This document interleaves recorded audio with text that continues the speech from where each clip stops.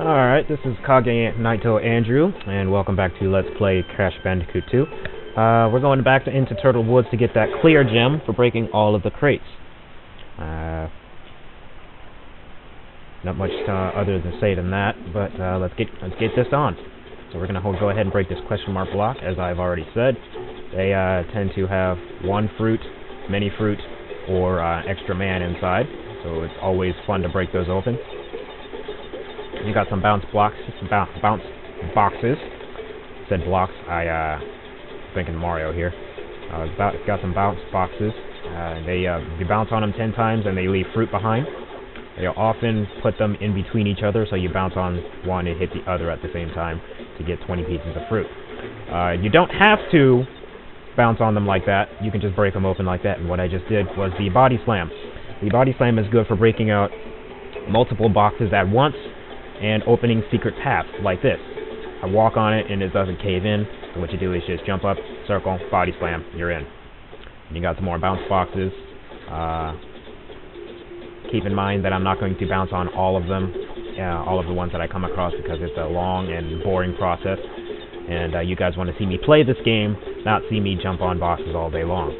Got some turtles here that have their sides protected. You jump on the top and spin them. You get rid of them pretty easily. These seed boxes are checkpoints. Break them open, and next time you die, you will respawn from that point. Can get a little careless, just don't get too careless. If you are having a difficulty with the game will take pity on you and give you an Aku Aku mask if you are having too much trouble. If you're still having some trouble and you lose that mask, you're going to get another one. So you're going to have two masks and a powered up Crash. Now, down below me, you see these bouncing green boxes. These are nitro boxes, and they are not fun. Never, under any circumstances, try to touch them, because they will explode, and it will cause a chain reaction, blowing up any other nitro boxes that Crash comes into contact with, or the explosions themselves come into contact with. Now, these ostriches will stick their heads in the ground, and they will leave their butts up in the air. You jump on them and then quickly slide off onto the next platform before they lower their hiney. Purple birds, you can just defeat them by simply jumping on them and they leave their feathers behind.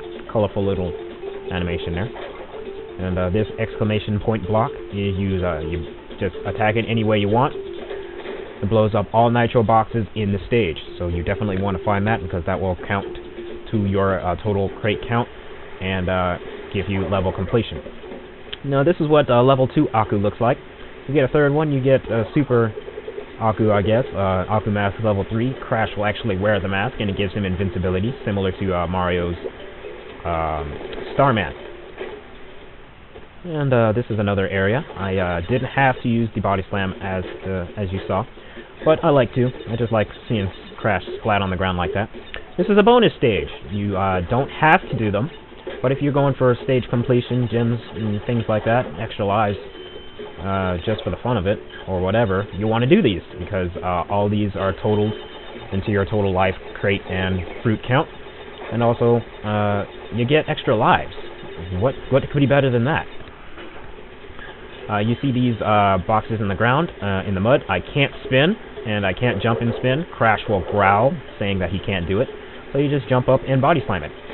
Or you can easily jump out of the mud, jump onto the crate, and break it that way.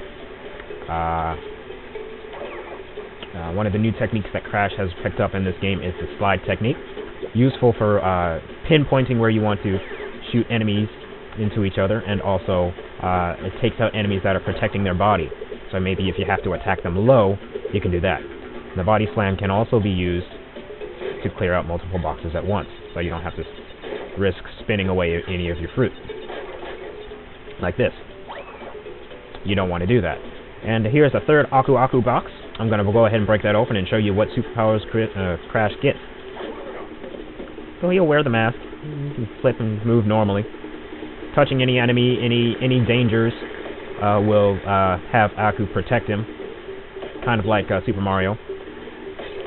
He'll break crates just by walking into them, but not always will he collect the fruit that's inside, so you might have to run back and collect what fell out.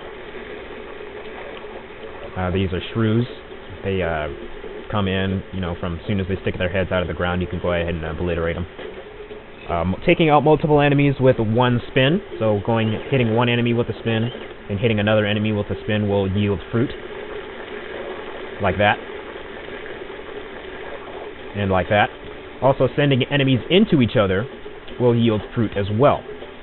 You saw me do that with the turtles. I slid into one, and that slid that turtle into the other turtle and giving me a piece of fruit as a reward. It's combos.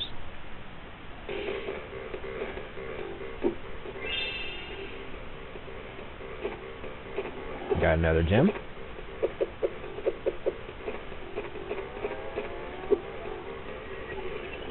And I got a message. Oh, you were helping Cortex and Crystal.